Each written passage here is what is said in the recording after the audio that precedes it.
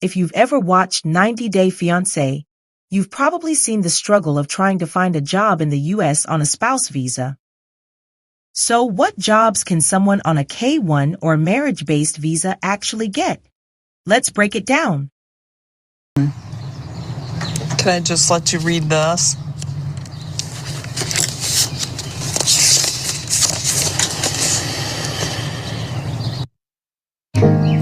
Why?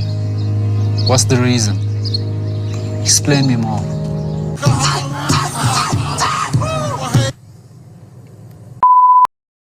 First, let's start with the K-1 Fiance visa, which is what most 90 Day Fiance cast members come to the U.S. on. The K-1 visa allows foreign fiancés of U.S. citizens to enter the country and get married within 90 days. But here's the catch. You don't automatically have the right to work. You need to apply for work authorization by filing Form I-765, the application for employment authorization, after arriving.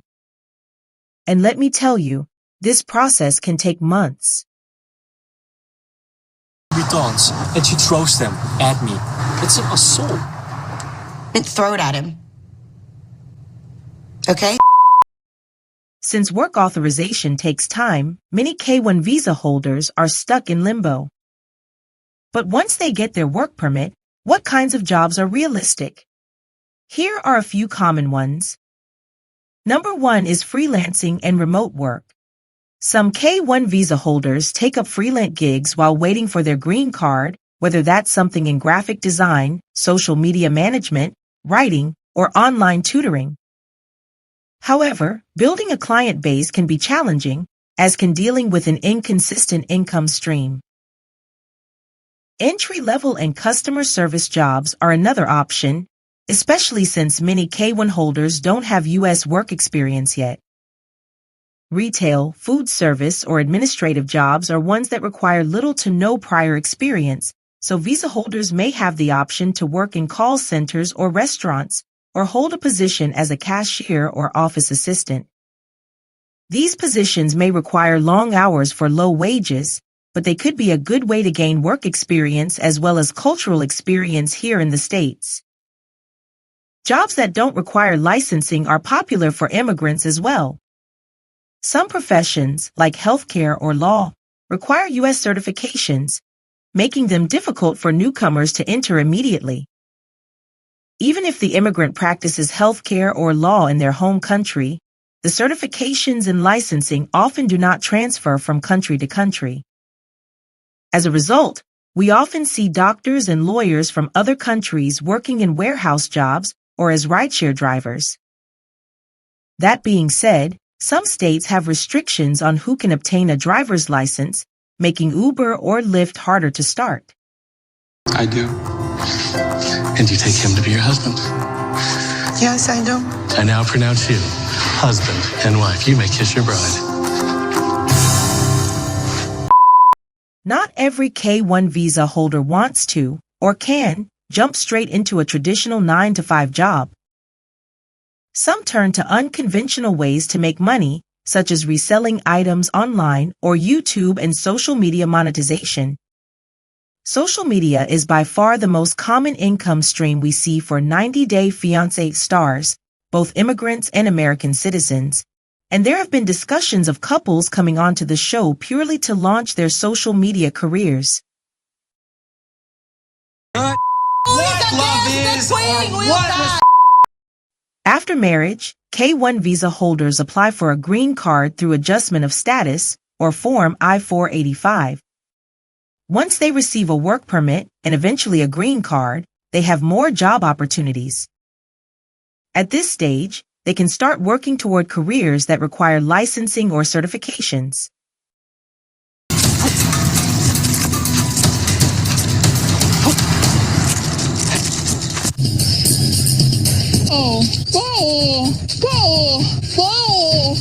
Why are you running? What about those who come on marriage-based visas instead of a fiancé visa? Here's a quick breakdown. Spouses of U.S. citizens are eligible to work as soon as they receive their green card, which is usually within months of entering the U.S. Spouses of green card holders must wait for their green card approval before working, which can take years due to visa backlogs. I'm trying to at least help her and send her money. Like a lot. I give her probably about $800 a month. The American dollar goes a long way in Ukraine. She needs to buy clothes for herself. She needs to pay for the cable, internet. So Let's look at some real success stories of people who started with very few options but made it work. Enfisa Nava originally came to the U.S. on a K-1 visa during season 4 with her husband Jorge. They were married from 2017 to 2020. She became an American citizen in the summer of 2022 and is now a fitness influencer and certified personal trainer. 90 Day Fiance fans met Alexei Brovarnik and his wife Lauren during season 3. The Israeli native worked hard to get certified as an EMT and now has a stable career in healthcare, along with his wife and their 3 children. Juliana Custodio and her now ex-husband Michael first appeared on season 7 of the show. The couple divorced in late 2021, and many blamed their large age gap and Michael's close relationship with his ex-wife as driving factors for this divorce. After coming to the United States, Juliana launched a successful modeling and influencer career. Since then, she has moved to Germany and has welcomed a child with her current significant other, a professional artist named Ben.